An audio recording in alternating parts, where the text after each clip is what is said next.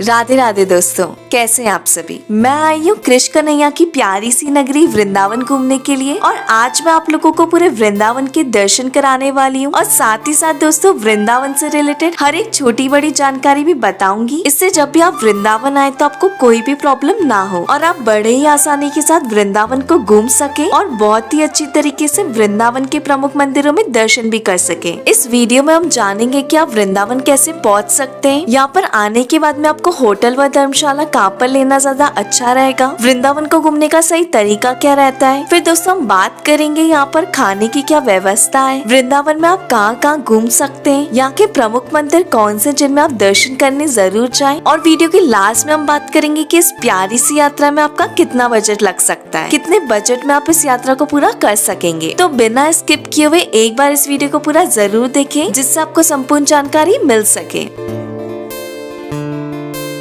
तो चलिए दोस्तों, आज हम चलते कृष्ण कन्हैया की प्यारी सी नगरी वृंदावन में। सबसे पहले जानते हैं कि आप वृंदावन कैसे पहुंच सकते हैं। वृंदावन आने के लिए सबसे पहले आपको मथुरा आना रहता है। मथुरा सभी शहरों से बहुत ही अच्छी तरीके से कनेक्टेड है। आप मथुरा तक ट्रेन के माध्यम से आ जाइए। ट्रेन का ऑप्शन सबसे सस्ता और अच्छा रहता है। मथुरा से वृंदावन की दूरी मात्र 12 किलोमीटर की रह जाती है। मथुरा रेलवे स्टेशन के बाहर से आपको ई रिक्शा व ऑटो मिल जाते हैं जिनको मात्र 40 से 50 रुपए का किराया देकर आप वृंदावन आ सकते हैं। अगर आप बस से अपनी यात्रा करना चाहते हैं तो दोस्तों कुछ बस आपको डायरेक्ट वृंदावन के लिए भी मिल जाती है। अगर आप आसपास के शहरों से आ रहे हैं तो वहाँ से अगर आप बस के माध्यम से आना चाहते हैं तो आपको डायरेक्ट वृंदावन के लिए बस मिल जाती है। दोस्तों अगर आप फ्लाइट के माध्यम से वृंदावन आना चाहते हैं तो यहाँ का नियरेस्ट एयरपोर्ट आगरा में है। फ्लाइट से आप आगरा तक आ जाइए। फिर आगरा से आप प्राइवेट टैक्सी, बस या ट्रेन के माध्यम से मथुरा या डायरेक्ट वृंदावन तक आ सकते हैं। अब बात कर लेते हैं कि वृंदावन में आपके रुकने के लिए सबसे अच्छी जगह कहाँ पर रहेगी और आपको वृंदावन में रूम के लिए कितना खर्च आने वाला है। तो इसके लिए आपको वृंदावन में बांके बिहारी मंदिर और प्रेम मंदिर के पास रुकने के लिए सबसे अच्छी जगह है। यहाँ पर अगर आप रुकते हैं तो आपको पूरा वृंदावन घूमने में बहुत ही ज्यादा आसानी होने वाली है, क्योंकि यहाँ से जितने भी प्रमुख मंदिर है 2 से 3 किलोमीटर की रेंज में है, जो आप पैदल यात्रा करके भी पूरा दर्शन कर सकते हैं। अगर प्राइजेस की बात करें तो अगर आप यहाँ आश्रम में रूम लेने जाते हैं तो 500 से लेकर 700 रुपए में आपको आश्रम में रूम मिल जाएगा और अगर आप होटल में रूम लेते हैं तो 1000 से 1200 में आपको होटल में भी रूम मिल जाता है। तो आप अपने बजट के अकॉर्डिंग नाइट स्टे कर सकते हैं। ये नॉर्मल डेज के रूम के प्राइजेस है और अगर आप किसी फेस्टिवल पर वृंदावन जाते हैं तो रूम के चार्जेस काफी ज्यादा बढ़ जाते हैं। दोस्तों अब मैं आपको 2 धर्मशाला के नाम बताने वाली हूँ with room prices, contact number और एड्रेस के साथ, जहाँ पर आप चाहे तो रुक सकते हैं। पहला है बंसी कुंज। ये प्रेम मंदिर के बिल्कुल पास 100 से 150 मीटर की दूरी पर स्थित है। यहाँ पर double bed non AC room का चार्ज 500 से 600 तक रहता है। ये रहा इनका कॉन्टैक्ट नंबर और एड्रेस। दूसरी धर्मशाला है आनंद धाम गौड़िया आश्रम। ये प्रेम मंदिर से 1 किलोमीटर और बांके बिहारी मंदिर से 2.5 किलोमीटर की दूरी पर स्थित है। यहाँ पर डबल बेडरूम का प्राइस 600 तक रहता है। ये रहा इनका कॉन्टैक्ट नंबर और एड्रेस।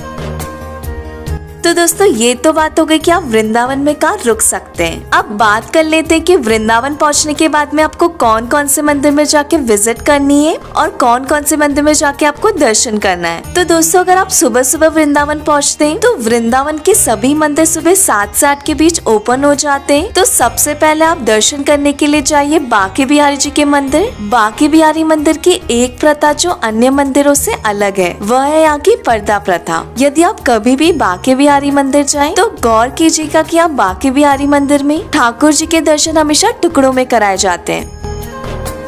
फिर बांके बिहारी जी के सुंदर दर्शन कर वहीं पास में स्थित लगभग 700 मीटर की दूरी पर है राधा वल्लभ मंदिर। राधा वल्लभ मंदिर में भक्त श्री कृष्ण और श्री राधा के एक साथ दर्शन पा सकते हैं, क्योंकि यहाँ राधा और कृष्ण युगल जोड़े में है, तो यहाँ पर भी आपको दर्शन कर लेना है। इसके बाद राधा वल्लभ मंदिर से 950 मीटर की दूरी पर स्थित है निधिवन। आप चाहे तो इन्हीं कुंज गलियों से होते हुए पैदल निधिवन पहुंच सकते हैं, नहीं तो 20 रुपए ई रिक्शा के माध्यम से भी पहुंच सकते हैं। ये वही जगह है जहाँ भगवान श्री कृष्ण और राधा रानी आज भी यहाँ पर आकर हर रात अपनी सखियों के साथ महारास करते हैं। यहाँ पर 16,108 तुलसी के वृक्ष हैं। ये कोई साधारण तुलसी के पेड़ नहीं है। ऐसा कहा जाता है कि 16,108 तुलसी के पेड़ रात में गोपियां बन जाती है और और श्री कृष्ण और राधा रानी के साथ महारास रचाती है। रात को यहाँ पर सभी का प्रवेश बंद है, लेकिन जिन भी लोगों ने रासलीला देखनी चाहिए रात को, या तो वो पागल हो गए या फिर उनकी मौत हो गई। यही कारण है कि निधिवन सुबह खुलने के बाद शाम की आरती के बाद बंद कर दिया जाता है। इसके बाद यहाँ पर कोई नहीं रहता है। निधिवन देखने के बाद आप ई रिक्शा में बैठकर आ जाइए रंगजी महल। रंगनाथ जी मंदिर, जिसे सोने के खम्बे के मंदिर के नाम से भी जाना जाता है, यहाँ पर एक सोने का खम्बा लगा हुआ है जिसे देखने के लिए लोग यहाँ पहुँचते हैं। और यहीं पे एक शीश महल भी बना हुआ है जिसकी एंट्री फीस मात्र 10 रुपए है, तो आपको 10 रुपए का टिकट लेके शीश महल भी देख सकते हैं। ये मंदिर बहुत ही खूबसूरत बना हुआ है।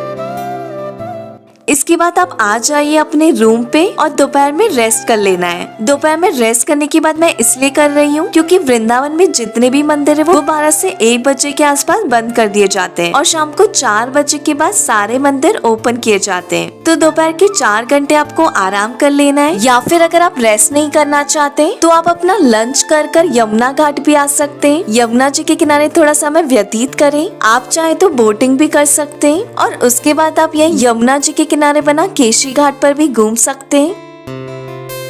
यहाँ पर आप थोड़ा समय व्यतीत करें और तब तक शाम के 4 बज जाएंगे और सभी मंदिर के पुनः खुलने का समय भी हो जाएगा। तो अब आप दर्शन करने के लिए चले जाइए श्री राधा दामोदर मंदिर में, जो यमुना नदी के तट पर ही स्थित है। यहाँ पर दर्शन कीजिए, अपनी मनोकामनाएं मांगिए और फिर चले जाइए माँ वैष्णो देवी धाम। यहाँ पर माँ वैष्णो की बहुत ही विशाल प्रतिमा स्थापित है और वहाँ पर आप माँ वैष्णो देवी के दर्शन कीजिए। दर्शन करने के बाद आपको वापस आ जाना है और जाना है इस्कॉन टेम्पल, जिसे अंग्रेजों के मंदिर के नाम से जाना जाता है। यहाँ पे आपको बहुत सारे अंग्रेज भी देखने को मिल जाएंगे। इस्कॉन मंदिर भगवान श्री कृष्ण और उनके बड़े भाई बलराम जी को समर्पित है। यही कारण है कि इस मंदिर को श्री कृष्ण बलराम के नाम से भी जाना जाता है। वैष्णो देवी मंदिर से इस्कॉन टेम्पल जाने के लिए आपको वैष्णो देवी मंदिर के बाहर से ऑटो जाते हैं जो 20 से 30 रुपए लेते हैं और आपको इस्कॉन मंदिर के सामने ड्रॉप कर देते हैं। इस्कॉन मंदिर में दर्शन करने के बाद आपको जाना होगा प्रेम मंदिर। प्रेम मंदिर इस्कॉन मंदिर के पास ही बना हुआ है, जहाँ से आप पैदल 5 मिनट की यात्रा करके प्रेम मंदिर तक जा सकते हैं। प्रेम मंदिर वृंदावन का बहुत ही खूबसूरत मंदिर है। वैसे तो प्रेम मंदिर आप दिन में भी जा सकते हैं। दोपहर के समय 12 से लेके 4 बजे तक प्रेम मंदिर बंद रहता है, लेकिन शाम का जो नजारा होता है प्रेम मंदिर का वो बहुत ही खूबसूरत होता है। रंग बिरंगी लाइटों से प्रेम मंदिर जगमगाता है और हर 30 सेकंड में आपको प्रेम मंदिर अलग अलग रंग में दिखता नजर आता है। प्रेम मंदिर में रात को एक फाउंटेन शो भी होता है जिसको आपको जरूर देखना चाहिए।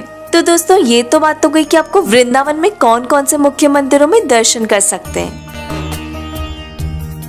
अब बात कर लेते कि वृंदावन में खाने की क्या व्यवस्था है, कहाँ पर आपको सस्ता व अच्छा खाना मिल जाएगा। तो वृंदावन में ऐसे कई ढाबे और सस्ते होटल व रेस्टोरेंट हैं जहाँ आपको मात्र 100 से लेकर 150 में भरपेट थाली मिल जाएगी। और आप अगर चाहे तो वृंदावन में प्रेम मंदिर के पास बहुत ही बढ़िया चौपाटी बनी हुई है, आप चाहे तो यहाँ पर भी भोजन कर सकते हैं। अब दोस्तों, आखिर में सबसे जरूरी बात करते हैं बजट की। तो ये बजट उन लोगों के लिए है जो बजट ट्रैवल कर रहे हैं, नॉर्मल होटल या धर्मशाला लेते हैं, ट्रेन से अपनी यात्रा को पूरा करते हैं और यहाँ पर लोकल ट्रांसपोर्ट का यूज करते हैं। अगर आप आश्रम या धर्मशाला में रूम लेते हैं तो एक दिन का आपका चार्ज होगा 700 से 800 तक, यानी 2 दिन का 1600 रुपए। एक दिन का खाने का खर्चा 400 रुपए, 2 दिन का आपका लोकल ट्रांसपोर्ट का खर्चा 300 से 400 तक हो जाएगा। एक्स्ट्रा 500 रुपए लेकर चलिए तो आपका टोटल बजट हुआ 3000 से 3500। तो दोस्तों, अगर आप 2 दिन का प्लान करते हैं और आप एक पर्सन यहाँ पर घूमने के लिए आते हैं तो आप मान के चले कि मात्र 3000 से 3500 के बजट में बहुत ही अच्छी तरीके से इस प्यारी सी यात्रा को पूरा कर लेंगे। दोस्तों, यहाँ पर मैंने आपको हर एक छोटी बड़ी जानकारी बहुत ही अच्छे से और सही तरीके से देने की कोशिश की है। मैं आशा करती हूँ कि ये वीडियो आपको पसंद आई होगी और आपकी वृंदावन यात्रा में बहुत ही ज्यादा हेल्पफुल होगी। और अगर आपके कोई भी डाउट या क्वेश्चन है तो आप कमेंट में मुझसे पूछ सकते हैं। दोस्तों, वीडियो बनाने में बहुत ही ज्यादा मेहनत लगती है, तो अगर आपको ये वीडियो हेल्पफुल लगी हो तो प्लीज इस वीडियो को लाइक जरूर करें। और अभी तक अगर आपने अपने चैनल ऋषि द डू को सब्सक्राइब नहीं किया तो सब्सक्राइब करके हमसे जुड़ जाइए। मिलते हैं आप सबसे जल्दी एक नई वीडियो के साथ। राधे राधे दोस्तों।